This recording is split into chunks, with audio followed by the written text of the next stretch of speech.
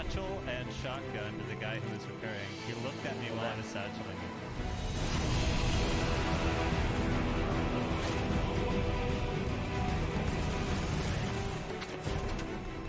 Hope you like pineapples, motherfucker.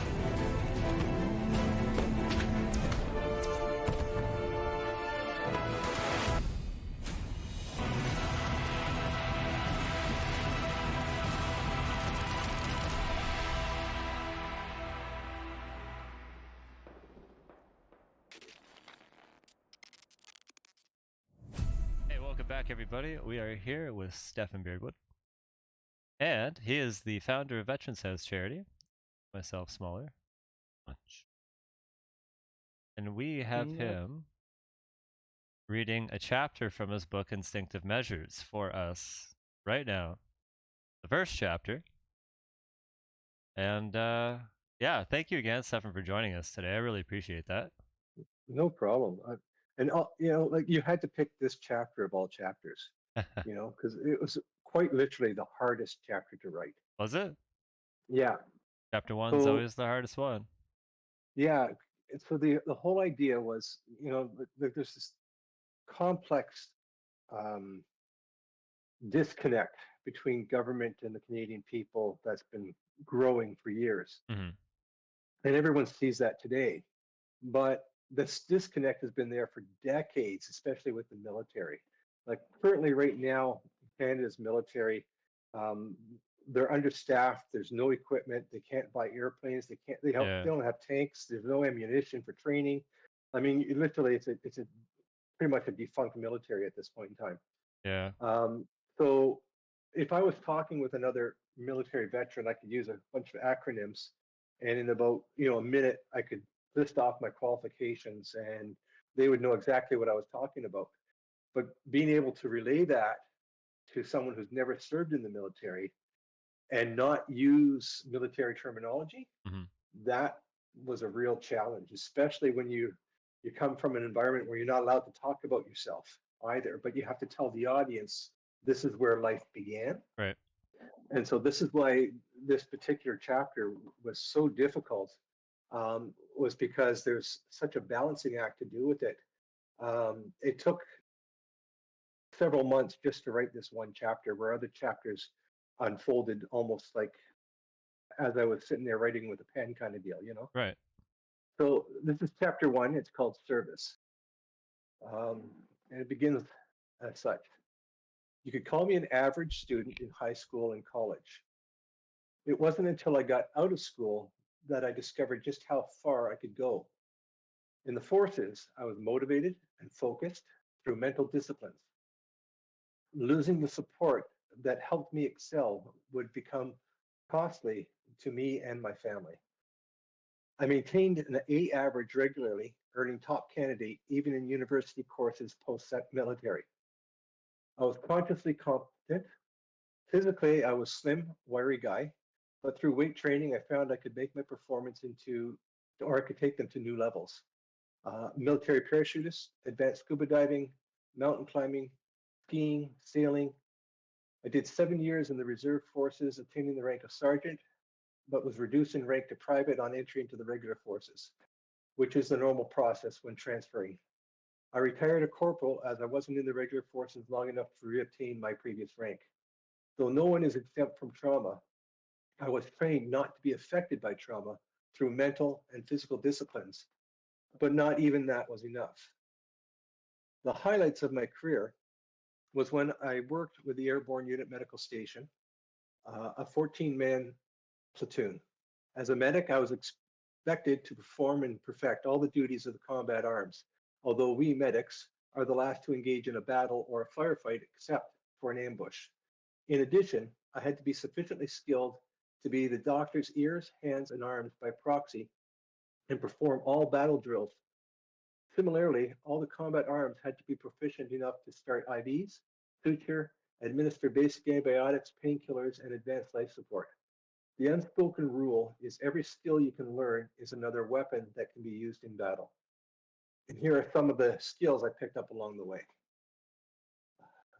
My airborne paratrooper course was a 2-week physically and mentally intensive course requiring anyone as a candidate to have advanced physical capabilities and the ability to overcome fear. Each morning, we began with a run and physical workout, followed by the day's extensive training. The candidates had to complete 5 perfect simulated exits out of a mock-up aircraft tower at a height of 34 feet above ground level. We've referred to that as AGL, which is the maximum point of fear for height. They must then complete 5 actual jumps, each one under different conditions. Bare ass jump, not me who made up the name, which has no equipment, a full equipment day jump, full equipment ramp day jump, a bare ass night jump, and a full equipment night jump. And this course has roughly a 40 to 60% failure rate and dropout rate. Once I finished the jump course, I was allotted a jump position. I was immediately rewarded with that, with what was probably the hardest course I ever took. Excuse me, I'll start that paragraph again because I kind of blotched it a little bit. So once I finished the jump course, I was allotted a jump position, and I was immediately rewarded with what was probably the hardest course I ever took, the Airborne Indoctrination course, AIC. It consisted of proficiency training on all weapons and tactics of the airborne regiment and battle group, including all light and heavy weapons under multiple battle scenarios, including refresher paratrooper jump course, a shorter version of the original course, which is done annually to recertify, including low-level tactical jumps, including up to a dozen aircraft droppings and an entire regiment and battle group, 900 plus, onto the same small piece of real estate. At the same time, and in the dark of night, descent airtime could be as little as 16 seconds from the time you left the aircraft until landing, and less than 30 seconds to get out of the way before the load from the next aircraft landed on top of you. Depending upon the elevation of the jump, hence we had a saying in the airborne, heads up jumpers, because usually there was always someone going to be coming in on top of you. Next up on the training hit list was my Arctic warfare course, which was, of course, conducted in the Arctic. It comprised of Arctic survival, rescue, assaults, mass casualty training into the Arctic in a whiteout condition at -90 with the wind chill. And in addition, winter warfare training is conducted annually at the unit level, making improvised shelters, snow and ice defenses, snowshoeing, and winter survival techniques. And this was followed by an annual downhill and cross-country ski school. And this, of course, is tied in with the winter warfare training, but is conducted on a civilian ski slopes. And although considered adventure training, this is an annual school, helps develop critical skills in navigating rapidly changing terrains in wintertime. And just a small point on that chapter, later on in the book, I make reference to a training accident in the winter of '98, where we lost half a dozen guys in a herc crash while we were in the Arctic. Oh, damn. And so just so that people understand, like, we don't just lose guys in war, we lose them in training as well. That year we lost, well over 30, 40 people. And that was just in training. So train hard. Damn. Yeah, train hard. Going on to the next chapter here. From there, I was sent on a mountain operations training, which was several weeks of mountaineering training, knots and climbing descent techniques, as well as rescue techniques, culminating in section, platoon, company, and regimental battle group assaults through the Kananaskis mountain range up to 9,000 feet and back down again. Fast roping, rappelling were taught separately through, although rappelling is included in the mountain operations training, it's also taught independently as it's not always done on a mountain cliff. So being able to rappel a fast rope from helicopters is a skill on its own, as the birds are not stationary and drifting can often occur while on the descent. It's not uncommon to encounter the odd fracture during this training, and boy, did we ever encounter a few fractures. If you were doing live fast roping on helicopters, you know you were going to have at least one fracture. Military Ironman was not a course, but considered adventure training. It's a battle-oriented version of the traditional Ironman competition done by CrossFit athletes.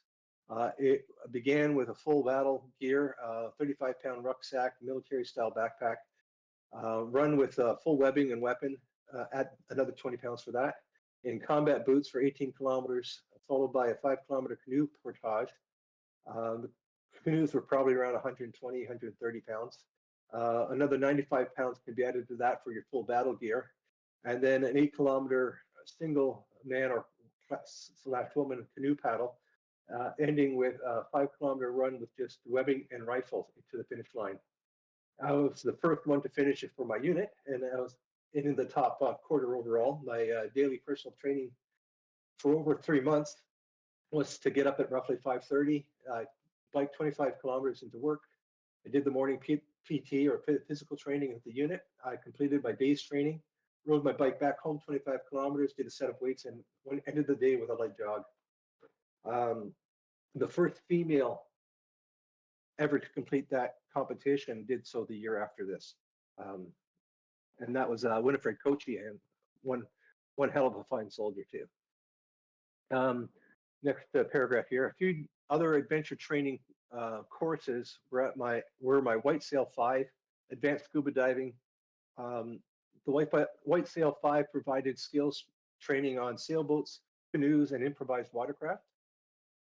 So the purpose was to create creative ways of crossing open water with innovative and out-of-the-box solutions with the understanding of standard watercraft application. The advanced scuba divers course began with basic scuba, of course, then went to advanced and was offered to the Airborne Regiment as adventure training. And this course was offered well on deployment in Somalia as an advanced course for troops on leave. Yeah, that's right. Just because we're in theater doesn't mean training stops. During deliverance, it was conducted at a local resort in Kenya, consisting of deep dives, drift dives, navigational dives, and a few scenic ones thrown in for a good measure. Yes, the training is on. Oh, here, I actually wrote that in. Yes, the training is ongoing even when you are deployed. Yeah, Excuse right. me. A little bit of dry mouth there. Not much longer to go though. No, this is great. Yeah. Yeah, like I say, it's like you could just rattle off a bunch of acronyms, but you wouldn't get an idea of what it was that our military personnel are actually expected to do. Yeah. And even now, we're expected to do it without the equipment. Yeah. Yeah, right. Yeah, yeah. Please continue. Yeah. All right, so I advanced to a 5A medical assistant. The medical assistant, or Med A, it is, just for the record, it's been replaced now with a PA, or physician's assistant. So this was the older acronyms. But anyways, it was designated to provide multiple medical skills in adverse conditions. So essentially, we became a jack of all trades of the medical profession, but a master of none, which requires those who take it to be the masters of medical improvisation.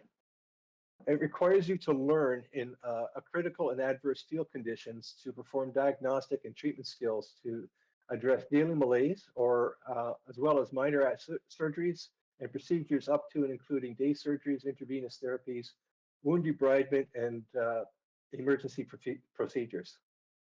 It's a precursor to the physician assistant training course today that's offered. And one of the most amazing things I ever performed was the debridement, which is a cutting away of dead flesh, of a forearm with only Tylenol 3s, antibiotics, my surgical instruments, and a splint in the middle of the desert. The man slept that night for the first time in weeks, and he returned the next day with an offer of marriage to a stunningly beautiful woman, a brick house, and a herd of cattle and goats. All I had to do was stay and become their medicine man. And sadly, I had to decline the offer. uh, uh, redacted what I'm thinking in my head that you definitely at least went on a date with the girl. I would love to have. She really was stunning. But I was a single father at the time, and I just wanted to go home. I hear that. But I often wonder, like I didn't include this, of course, into the book, but I often thought about afterwards because the next relationship failed. Maybe I should have stayed. You I'm glad I imagine? didn't. I'm glad I didn't because I'm a very happy man right now. But Right. I think the significance of that chapter, though, was what they were offering me was everything they had in the world. um, and Hmm. that was an awful lot for them to offer that. Yeah. So Hmm. yeah, next paragraph, I guess, right? Yeah, please I continue. also participated in several wings exchanges. So the U.S. Special Forces Green Beret at the Airborne Exchange is a month-long exchange with the 82nd Airborne and Special Forces in Fort Bragg. This culmination of extensive training exercises in multiple weapon and assault ranges, developing rapid-fire assault techniques, was capped off with a rugby game, which I'm proud to say we won. Uh, this was followed by a U.S. Ranger Wings exchange and training, which was a series of exercises, cross-training over several weeks in Fort Benning, Georgia, at the U.S. Ranger School. I then completed an urban amphibious assault and wings exchange training with the with two recon battalion U.S. Marines. Um, we conducted water-to-land assaults with from large and small bodies of water into land or onto land under multiple scenarios. Land assaults and urban mock-ups of towns, including airborne assaults. I was also honored to be one of 50 Canadian airborne troops to participate in the British Pair Exchange on the 50th anniversary of D-Day. And it was completed with our descent into the very fields of Normandy that our World War II brethren had made on that fateful day. Sorry. Damn right. Yeah, Motion. I love it. It's powerful. What are you I thinking? What are you remember. feeling? Yeah, I remember. People just coming walking up to you with bottles of wine and handing you a bottle of wine on after you came out of the field. Hmm. It was very emotional. Mainly because of what the civilians thought of us and how they reached out to us and interacted with us. Mm-hmm. And I think for me that was particularly impactful because we had just come back out of Somalia and we were under attack. And I was like literally back home for a month and then gone again into Britain to jump into Normandy. Mm-hmm. And so yeah, that was a very intense period of time. Um, and I guess even when I wrote that, I didn't quite realize just until I had to read it out loud to somebody that there's an emotional thing there for sure. Yeah, for Uh, sure, man. I love it. yeah, see now I might have to expand that. Damn you. uh, anyways, so I completed my combat leadership course, uh, which was a 3-week course on command and control of sections and platoons. A section is an 8-man or woman, and a platoon is 4 sections. Qualifications include administration, prepping for battle, battle drills under multiple battle scenarios, including but not limited to biological, chemical, nuclear warfare. Second and platoon assaults on fixed positions, enemies in trenches and ambushes. Self-control for each candidate is evaluated on their ability or inability to exercise leadership in each scenario using command and control. And I completed the junior and senior non-commissioned officers courses while serving in the reserves. This was a lot more intensive. It was, all about leadership in combat. Not so exciting. We're almost done, guys. Not so exciting were the communication courses on radios and vehicle training. Uh, Driver training sounds almost passe until it's in a multiple light off-road vehicles as well as armored 6 and 8 wheeled vehicles in off-road settings. It's the ultimate off-road experience and it's a blast. Yes, how to maneuver the same vehicles in urban settings is equally important as is effectively communicating over secure devices. And finally, I did a short order cook, and I bet you didn't expect to see that one coming in, at least in list of qualifications. But what can I say? I was offered a short order cook qualification one day when I first joined the reserves. I took it, and although I never worked a day as a cook, I did mention every skill you learn in the military is one more tool for survival. Because you never know when you're going to have to feed yourself out in the field. Um, this is the final chapter. This is not a book about my accomplishments. It's a book about adversity. In systems that don't serve the veteran's needs, on how to challenge the systems and replace them with ones that work for you. In 6 months, I would go from a hero to zero in one military deployment. And the systems that would enable me to accomplish so much would then force me to repeatedly fail and into other systems that would also force failure. I would lose my children, my relationships, my career, my financial security, my identity, not to mention my physical and mental health. I am not alone, and there are thousands here in Canada who have experienced the same losses and the same adversity, and many have taken their own lives, and many more have still not recovered. I hope through this book that any person will be inspired, regardless of their trauma background, to find their way back from zero to hero, challenge the systems to change for the better. And for me, it took decades because of what I didn't know. And hopefully, this will help shorten that time for those who read this. It's And that's the end of amazing, chapter bro. one. Yeah, That was amazing. That's still only the first chapter. And how many that's the first chapters chapter. are in the book? About 29, 30, 31. That's unreally. That's phenomenal. I'm really excited to read the finished product, man. Like this is it. This is what I was saying. It's got that emotional grip. It's the perfect balance between here is my life as a warrior, and then here is my life integrating that into civilian Yeah. life. Well, like I said, that whole first chapter, that's about who I was, and then all of a sudden one day I was crippled and I didn't know it. Yep. And it took me 6 months to a year just to figure out that I had been crippled. I literally had been amputated, and not physically, but I lost a whole portion of my personality, Yeah. my life skills, my knowledge, just literally gone. I couldn't interact as a human being after that. So the next chapter, chapter two, is all about the major problems that chose seven of the major problems that we face when we leave the military, and then three starts getting into the actual trauma itself of the um, what actually took place, Hmm. I'd like and to then thank Max for the raid. What's up, everybody? You're meeting Stefan Beardwood. He's the founder of Veterans House Charity, and we just got through reading his first chapter in the book Instinctive Measures. Welcome. yeah. Yeah, honestly, that was phenomenal. And like, oh, the courage it takes to have to face yourself over and over and over to write that. That is a massive, massive challenge. That is pat on the back worthy, brother. Like you're blazing a trail that is not an easy trail to blaze. And the Well, more you share, the more you heal. yeah, I want to drop a couple. I'm going to drop a couple names. These are guys Of I course. served with who also wrote books.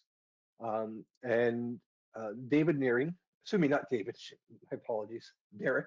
Sorry, Derek. I know your name, but Derek Nearing. He wrote two books. One of them on Rwanda. Mhm. Um, and I think it's Walk Back Up the Mountain, or something like that. Highly recommended reading that. Um, Luciano Nisi has written a couple on his post-military Mhm. as a emergency medical care, and Michelle Nicolette. I believe just finished a cookbook about a year or so ago. Okay. So yeah, so I should actually find some links for those guys and start putting them out there as well. Yeah, share them in our Um, Discord for sure. but I definitely I've read uh, Luch, his books, and I have to admit I have not read Derek's. I'm not sure that I can. It's going to be hitting too close to home. Derek was with us in Somalia, and then he went on to Rwanda. So, The last uh, two military sort of biography books that I read were Thank You for My Service by Matt Best and then mm-hmm. The Ranger Way by Chris Tanto Peranto. Pretty good. I'm familiar with the The first next one. one's going to be yours. Yeah. Yeah, what are you thinking? Are you excited for how it's all looking, how it's wrapping out? um, yeah.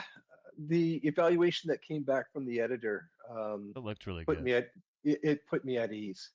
Um, Up until that point, I mean, it could have been anything from, hey, we're going to publish your book and promote you, to you really couldn't write ever.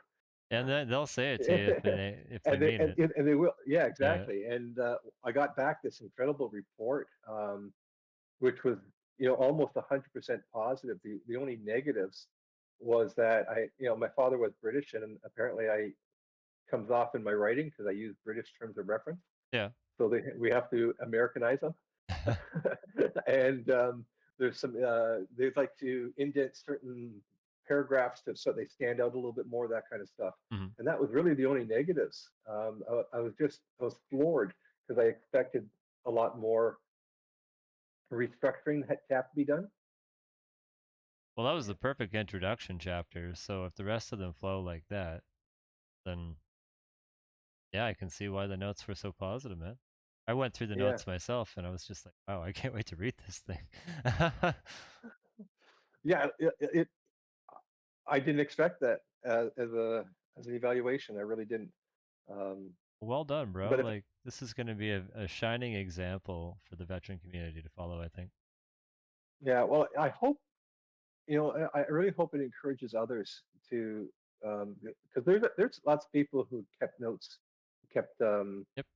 you you know Memoirs little and diaries. yeah, exactly. And even if you didn't keep your notes and that kind of stuff, I think more veterans need to start telling their stories and hardship, especially over not the war stories so much.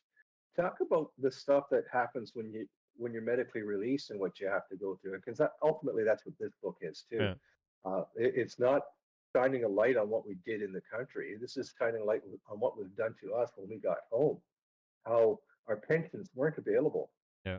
how we had to jump through hoops and nightmares that we were physically incapable of doing, and it wasn't in our best interest to do because we were in such bad shape. But if we wanted a pension, we had to do that, and even then, we didn't get the pension. We only got a fraction of it, And so, breaking all that stuff down chapter by chapter, um, I think is really important, that other people start doing these kind of things as well, because then people will realize just how commonplace it is.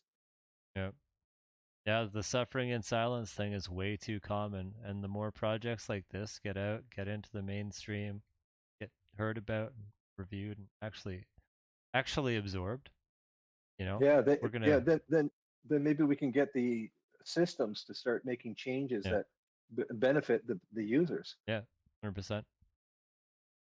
Man, it was fantastic having you on the show today, brother. Like reading that chapter, the emotion you have behind your writing, it's so amazing. I can't wait to see how this plays through on YouTube. And everybody here who is awesome enough to see it live, thank you for being here. I appreciate you. Shout out again Hey, to Max for the raid. thanks, Josh. Of course, Step. Thanks, Max. We're going to go to a short break and we'll be right back. Smoke and Lamp is lit.